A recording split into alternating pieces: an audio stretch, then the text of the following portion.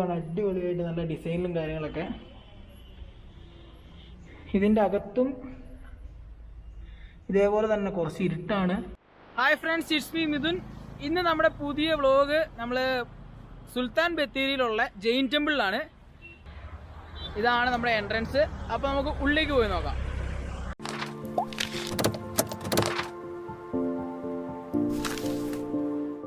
അപ്പം ഇതാണ് നമ്മൾ ജെയിൻ ടെമ്പിളിൻ്റെ അകത്തേക്ക് പോകുന്ന വഴി. നല്ല അടിപൊളിയായിട്ട് ഫുൾ കല്ലും കൊണ്ടൊക്കെ ഉണ്ടാക്കിയിരിക്കുന്ന സംഭവമാണ്. എന്തായാലും നമുക്ക് അകത്ത് കയറിയിട്ടുള്ള ബാക്കി കാഴ്ചകൾ കാണാം. അപ്പം നമ്മൾ എന്തായാലും നമ്മുടെ ജെയിൻ ടെമ്പിളിൻ്റെ ഫ്രണ്ട് ഭാഗത്തേക്കാണ് നമ്മൾ പോകുന്നത്. ഇതാണ് ഇവിടെ ഫുൾ കല്ലിൻ്റെ തൂണിലാണ് ഇത് മൊത്തം സപ്പോർട്ട് ചെയ്ത് നിൽക്കുന്നത്. എല്ലാ തൂണുകളിലും ഇങ്ങനെ കൊത്തുപണിയൊക്കെ ചെയ്തിട്ടുണ്ട്. പണ്ട് കാലത്തെ ശില്പികളൊക്കെ നല്ല അടിപൊളിയായിട്ട് പണിയെടുത്ത് സെറ്റപ്പ് ആക്കിയിരിക്കുന്ന സ്ഥലമാണ് ഇത്. നമ്മുടെ ജെയിൻ ടെമ്പിളിൻ്റെ ഫ്രണ്ട് ഭാഗത്ത് നമ്മൾ വന്ന് വരുമ്പോൾ ഒരു വ്യൂ ആണ് ഈ കാണുന്നത്. രണ്ട് സൈഡിലും ചെറിയ ചെറിയ തൂണുകൾ, പിന്നെ അതിൻ്റെ ഫ്രണ്ടിലൊരു മണ്ഡപം. അത് കഴിഞ്ഞാണ് അവിടെയാണ് അപ്പുറം കാണുന്നില്ലേ, അതാണ് നമ്മുടെ ജെയിൻ ടെമ്പിളിൻ്റെ മെയിൻ എൻട്രൻസും കാര്യങ്ങളൊക്കെ. ഇവിടെ ഇപ്പം പണികൾ നടക്കുന്നതുകൊണ്ട് പിന്നെ നേരത്തെ മുതലേ ഇതിൻ്റെ ഉള്ളിലേക്ക് പ്രവേശനമില്ല. എന്തായാലും ആർക്കിയോളജിസ്റ്റ് അങ്ങനത്തെ സ്പെഷ്യൽ പെർമിഷൻ എടുത്തവർക്ക് മാത്രമേ ഇതിൻ്റെ ഉള്ളിൽ പ്രവേശിക്കാനുള്ള ഇത് എൻട്രി പാസ് ഒക്കെ കിട്ടുള്ളൂ. എന്തായാലും നമുക്കിതിൻ്റെ പുറത്തുള്ള കാഴ്ചകൾ മാത്രം കണ്ടിട്ട് വരാം. ഇതാണ് ഈ സൈഡിലുള്ളതൊക്കെ. ഈ തൂണുകൾ മൊത്തം അല്ല, എല്ലാ തൂണും ഒരേപോലെയാണ് അവർ കൊത്തുപണിയൊക്കെ എടുത്തേക്കുന്നത്. ഈ മണ്ഡപത്തിൻ്റെ 4 തൂണും ഒരേപോലെയാണ് അവർ ചെയ്തേക്കുന്നത് കേട്ടോ. ബാക്കി 4 തൂണുകളും ഒരേ ഡിസൈനിലാണ് അവർ ചെയ്തു വെച്ചേക്കുന്നത്.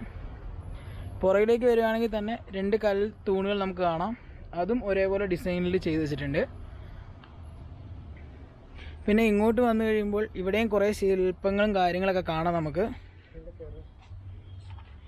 ഇത് എന്താണെന്ന് എനിക്ക് അറിയത്തില്ല. സംഭവം എന്തായാലും നല്ല അടിപൊളിയായിട്ട് അവർ കുത്തിയെടുത്തിട്ടുണ്ട് ഓരോ കല്ലിൽ. പണ്ടത്തെ ചരിത്രത്തിൻ്റെ ഭാഗമായ ഓരോ കാര്യങ്ങളാണ് ഇതൊക്കെ മൊത്തം. കുറേ കല്ലിൻ്റെ പാടുകളും കല്ലിൽ കുറേ ചെറിയ ചെറിയ കുഴികളും കാര്യങ്ങളൊക്കെ വെച്ചിട്ടുണ്ട്.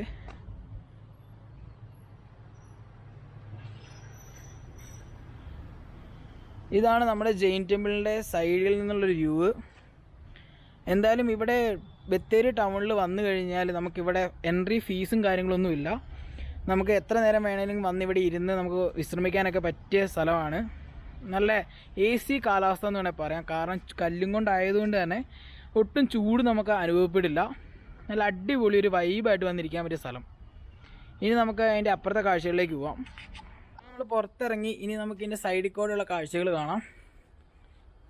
ഇവിടെ ഫുൾ കല്ലും കൊണ്ടാണ് അവർ അതിൻ്റെ ഫ്ലോർ ആണെങ്കിൽ തന്നെ എല്ലാം ആക്കി വെച്ചേക്കുന്നത്. പിന്നെ കയറുന്ന ആ പടികളിൽ തന്നെ സൈഡിൽ കാണാം 2 കുതിരകളുടെ രൂപം അവർ കൊത്തി വെച്ചേക്കുന്നത്.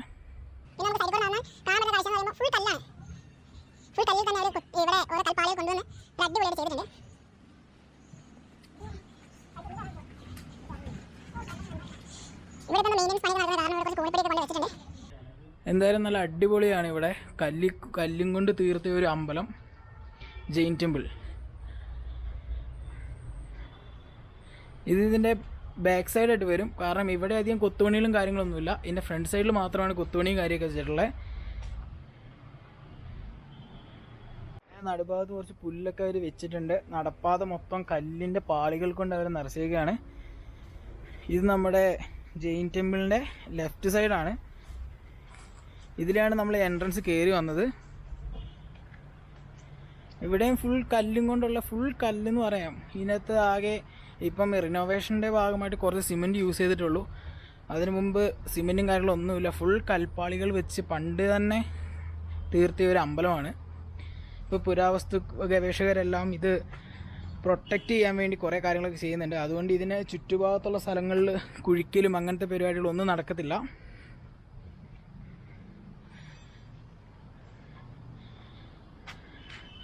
ഇതാണ് നമ്മൾ അവിടെ നിന്ന് ഇറങ്ങി വന്ന നടപ്പാത.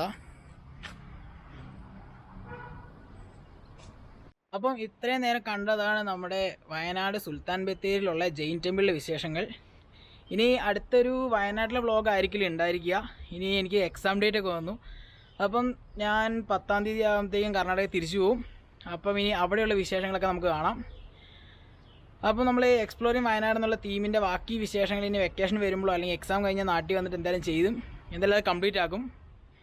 അപ്പോൾ നമുക്ക് അടുത്ത കർണാടകയിലെ വിശേഷങ്ങളുമായി അടുത്ത വീഡിയോയിൽ കാണാം. അപ്പോൾ എല്ലാവർക്കും ബൈ.